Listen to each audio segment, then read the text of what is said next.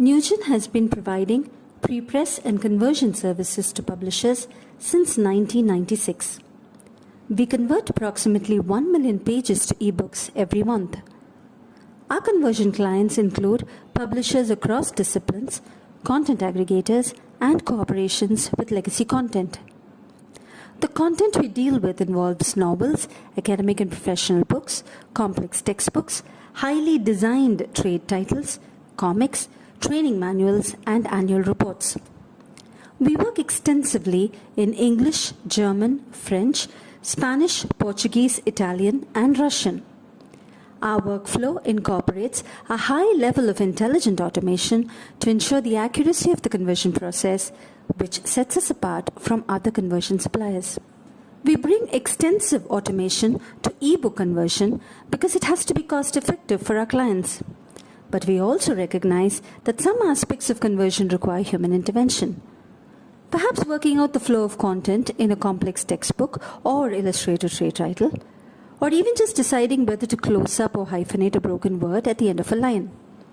Our ebook conversion suite, Silk for reflowable EPUBs, provides a controlled environment in which automation and manual work come together. Silk production is a fully automated process. The entire production process gets done within a maximum of 60 seconds. Silk intelligently allows the performer to check the quality of the product within the Silk environment, following a unique way of checking the alignment, content accuracy, and the aesthetics. This is done following a series of different steps, which we will look into in detail in this demo. Before we get into the demo, let us review the PDF. This is a 13-page PDF of a very simple layout, and let's see how Silk helps us to generate ebook here. This is the Silk environment, and we use the Silk platform for conversion. The PDF is selected for extraction, which is completed in 60 seconds. The right-hand side is the extracted output, and the left-hand side is the source content. The performer is allowed to make corrections only on the PDF and not on the HTML format. Let's move on to quality checking, wherein all the special characters are checked for. They are highlighted in red to be noticeable for checking. 99% of the titles pass through without any errors, and whenever there is one, the entity mapping list stored within the system is used to select the correct special character for replacement. In this stage, the page sequence is verified.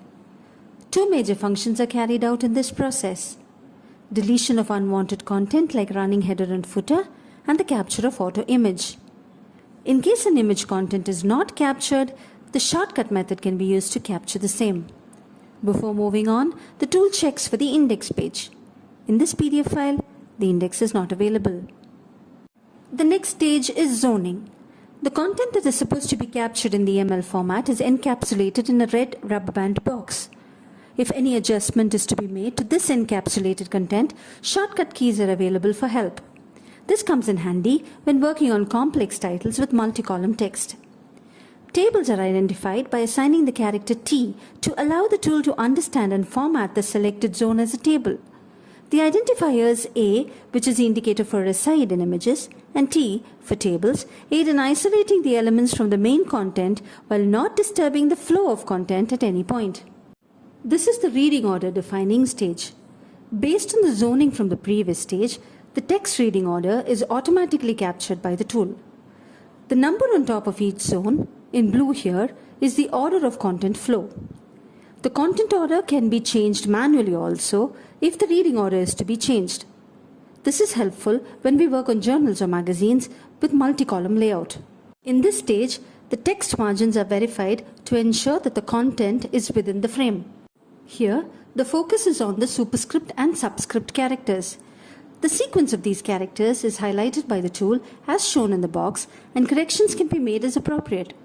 The inverted V over the superscript and subscript characters allows the performer to do a visual check. The next check is to determine the presence of footnotes. In this stage, the footnote and endnote text is managed. Footnotes are compartmentalized and highlighted in yellow. This is a straightforward verification of the presence of footnotes in the text. The differentiation between the footnote text area and the main text content can be verified using the simple toggle shortcut key.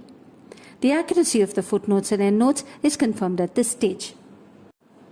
The performer then checks for table of contents. Since none is available in this instance, we can move on. We call this the block.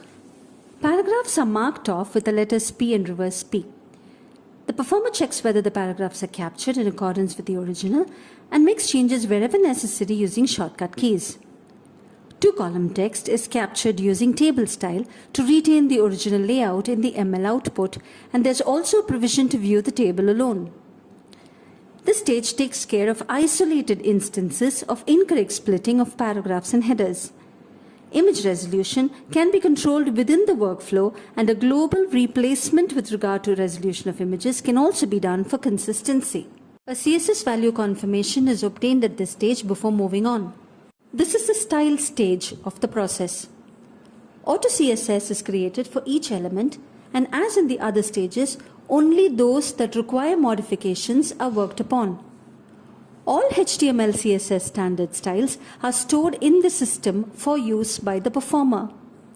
Top space is being added to the header text, and the changes can be viewed in the HTML.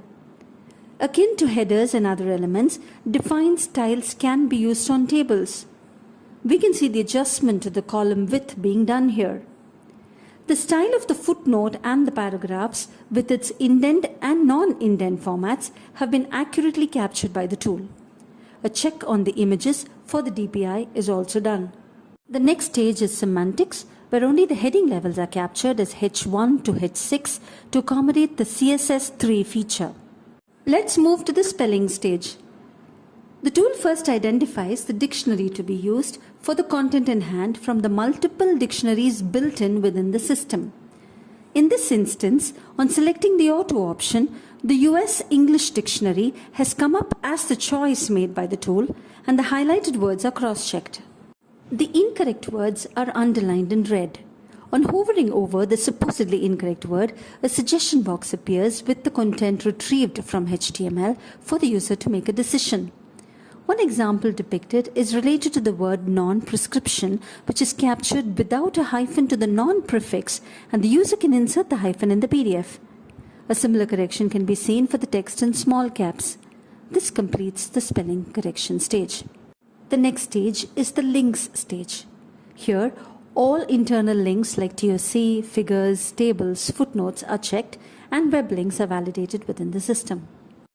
We are at the end of the process now. Technically the NCX creation stage. As this file has only one header, it has been captured as a single entry. We can now generate EPUB 2 or 3 from the system. On updating the required metadata, the EPUB package is created and the final output is accessible in the Adobe Digital Editor application for quality check. The output is now open in the Adobe Digital Editor for format checking of the complete content. Authenticity of the web links available in the content can also be verified. The EPUB is now ready. Thank you for your patience.